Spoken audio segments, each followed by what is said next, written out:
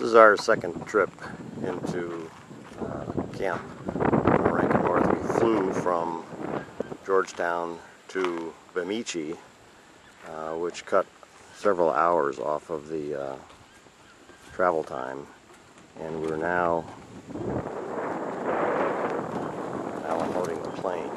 We carried all the gear that we brought up. We can load about 1,000 pounds per trip, including passengers. In this case, it was just me flying in with roughly about 800 pounds of supplies, which will supply the camp for about 10 days.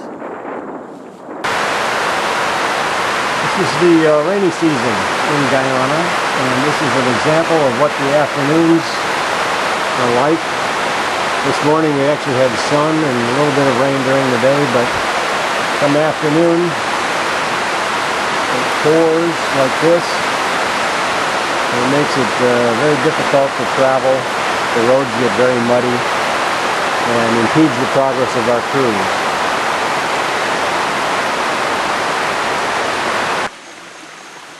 What we're looking at here is one of our stream sample locations where we collected a stream sediment sample and a pan concentrate sample. This site is PC2-01.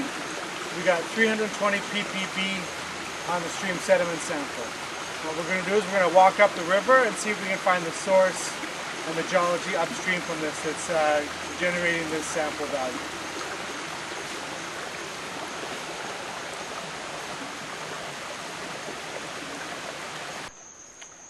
We've gone about 130 meters upstream. We started out in a foliated biotite gneiss, which is relatively clean and unaltered, and we've migrated into a gray biotite schist. What we're looking for is some alteration of the biotite schist that would indicate we have mineralization present right near. We don't have it, but we'll keep going upstream. Working our way upstream here is pretty vegetated. We have to have someone cutting vines and branches in front of us in order to be able to make our way through, but it works pretty effectively as a way up this highly vegetated creek.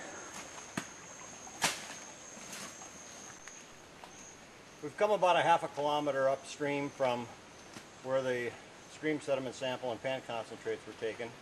It's been about 400, 350 meters since we've seen much outcrop. We came across this large tree that tipped over and pulled its root ball out of the bank, and on that cut bank we see some of the saprolite exposed that tells us how deep we want to collect our soil samples in the soil grid over this area.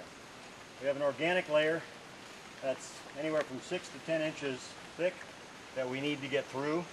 Then we get into a saprolitic layer, and you can see the pieces of altered mineralized bedrock in red that probably reflect an original magnetite content that created the aeromag anomaly that is centered over this area where the gold stream sediment anomaly is located as well.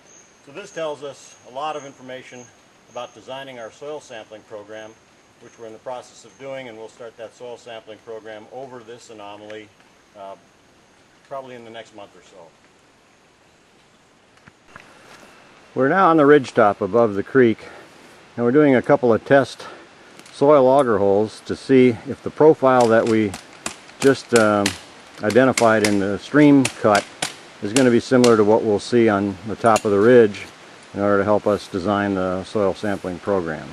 We'll go down here about a maximum of 2 meters, and then we'll take a look at the cuttings and decide where we want to take our sample to maximize geochemical results from this sampling program. So these are the cuttings that came out of about a 1.5 meter hole. We're looking at the top sample on the left, and it's kind of brownish orange, and then we go to more of an orangish saprolite, and about halfway down the hole you see we start picking up the red schist that we were looking at in the cut in the stream, and we can follow that all the way down the hole till where we finished the sampling in the hole. So what we want to do is collect our soil sample right at this color transition where you have the orange transitioning into the red. That gives us the most opportunity for detecting the dispersion of gold in the soils.